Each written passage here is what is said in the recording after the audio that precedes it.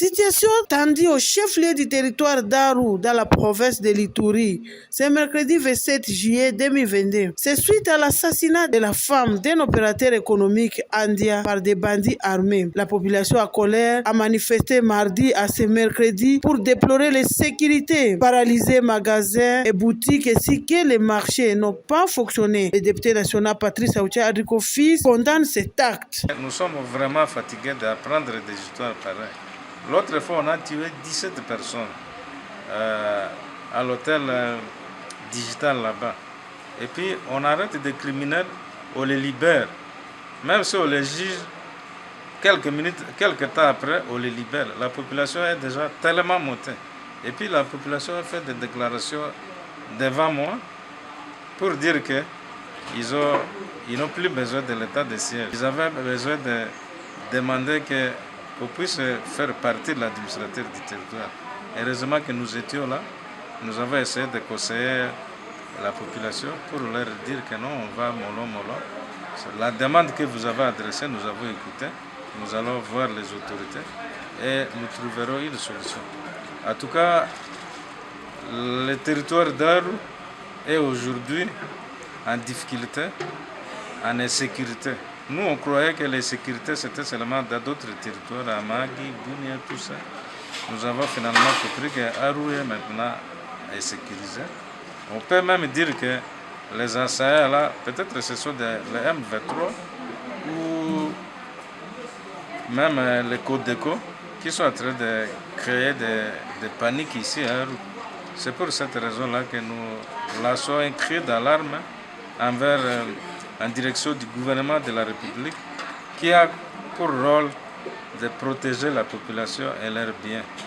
Il faut qu'il puisse s'impliquer sérieusement dans cette affaire pour que la paix revienne à Aru. Nous savons tous que dans la province de l'Ituri, le territoire qui était resté encore calme, c'était le territoire d'Aru. Mais maintenant, avec ces affaires, ces activités de crime, nous croyons que l'Ituri tout entière est déjà embrasée par l'insécurité. Alors, le président de la République et le Premier ministre, le ministre de l'Intérieur, le ministre de la Défense, ils ont un travail très sérieux qu'ils doivent faire pour sécuriser la population. Nous approchons la période électorale. S'ils veulent organiser les élections, il faut qu'ils créent la quiétude dans la population. Contrairement à ça, la population risque de se révolter. Aujourd'hui, la population s'était vraiment révoltée.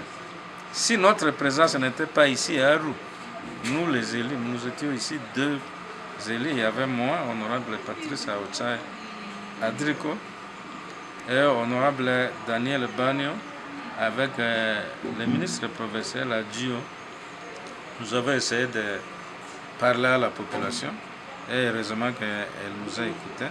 Mais à cet instant ici, à Aru, personne n'est pas entré, personne ne peut sortir parce que la population a barricadé partout. Toutes les voies de sortie sont bloquées. C'est pour ça que nous demandons au gouvernement de faire un effort et de renforcer la capacité de la police. Parce que quand nous avons, dans la réunion de sécurité, on nous a dit que l'effectif est trop minime, que ce soit la police, que ce soit l'armée. Nous savons que la République démocratique du Congo a beaucoup de militaires, beaucoup de policiers. Ils sont où? Il faut qu'on puisse renforcer ici, parce qu'on me dit que l'effectif ici, c'est... Bon, je ne peux pas citer, mais c'est insignifiant. Vraiment insignifiant. Ils ne sauront pas contenir l'ensemble du territoire d'Aru. Alors que Aru, c'est un territoire frontalier qui mérite d'avoir un effectif très élevé en termes de police et de l'armée. Parce que maintenant, là, qui peut s'infiltrer au Congo pour commettre des forfaits? Parce que le nombre de militaires, c'est insignifiant.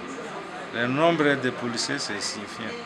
Nous demandons au gouvernement de renforcer, de donner les moyens conséquents à la police pour que les patrouilles soient organisées chaque nuit, chaque jour, afin de traquer les malfrats en train de commettre les fraudes.